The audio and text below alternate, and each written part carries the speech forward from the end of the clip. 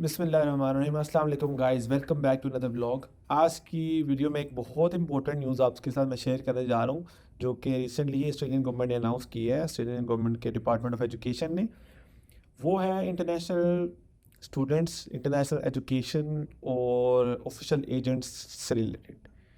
तो जैसा कि आपको पता है, 2 वीक्स पहले ऑस्ट्रेलियन गवर्नमेंट ने अनाउंसमेंट की थी कि ऑस्ट्रेलिया में जो एक कंकरेंट स्टडी का एक जो लूप होल चल रहा है, जो बच्चे एक मेजर कोर्स में आते हैं, बैचलर में आते हैं, साथ में वो किसी ट्रेड कोर्स में इनरोल करवाते हैं, फिर उस अपने मेजर कोर्स का सीयूई कैंसिल करवा के ट्रेड कोर्स को ही यूज़ करते हैं। और ट्रेड कोर्स में कोई अटेंडेंस वगैरह तो होती नहीं है इतनी ख़ास, तो वो कॉलेज जाते नहीं और फुल टाइम काम करते हैं यहाँ पे, और आप उसको ना एक एडवांटेज के तौर पर यूज़ करते हैं। सेकेंडली, एक बहुत सारे यहाँ पे एजेंट्स हैं जो बच्चों को कोर्स चेंज करवाने में उनको फोर्स करते हैं, उनको उसमें बेनिफिट्स बता के ना उसको उनको घेरते हैं।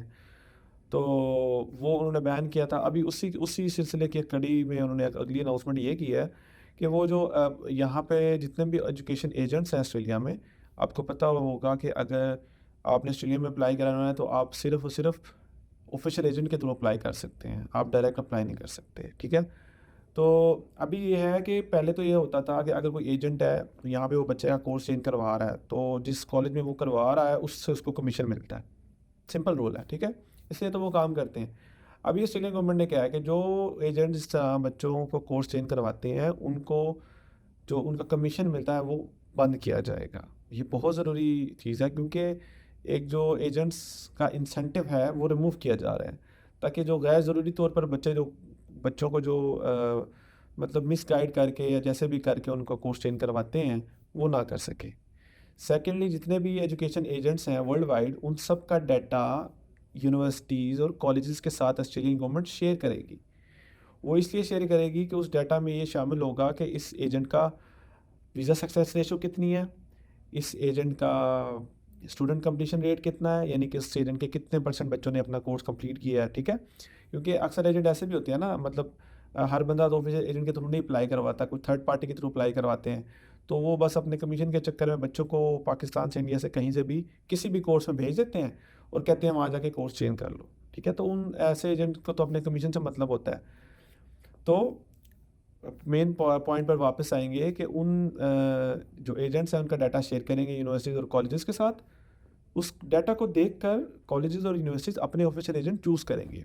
अभी भी इस स्टिल मतलब हर यूनिवर्सिटी का और कॉलेज का ऑफिशियल एजेंट मौजूद है, लेकिन स्टिल इस सिलसिले को दोबारा से रिव्यू किया जाएगा, और इस तरह से अनऑफिशियल एजेंट जो होंगे वहाँ से यूनिवर्सिटीज़ एप्लीकेशन ही नहीं एक्सेप्ट करेगी। अभी तो हो रहा है ना, अभी तो एक छोटा सा कोई गली मोहल्ले का कोई कंसल्टेंट है, उसने बच्चे का केस लिया अपने किसी रिश्तेदार का, मैं अप्लाई करवाता हूँ आपका।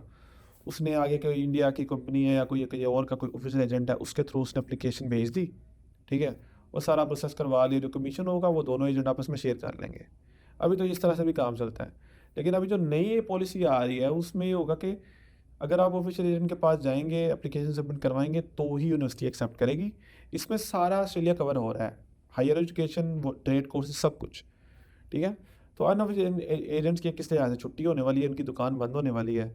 अगर उनको तो सही मायनों में काम करना पड़ेगा, ठीक है।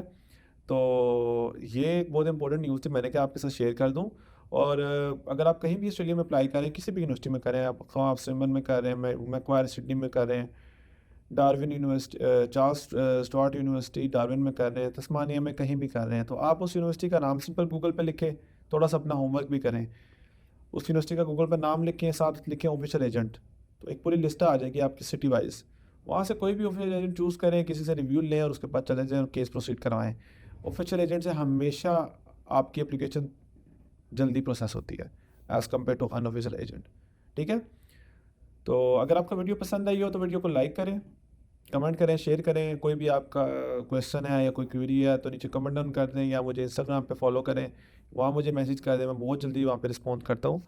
इंस्टाग्राम की मेरी आईडी है @numanriaz1।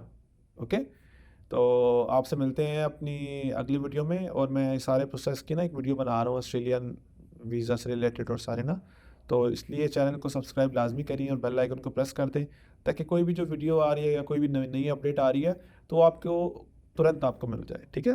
अपना ख्याल रखिएगा। अल्लाह हाफिज़।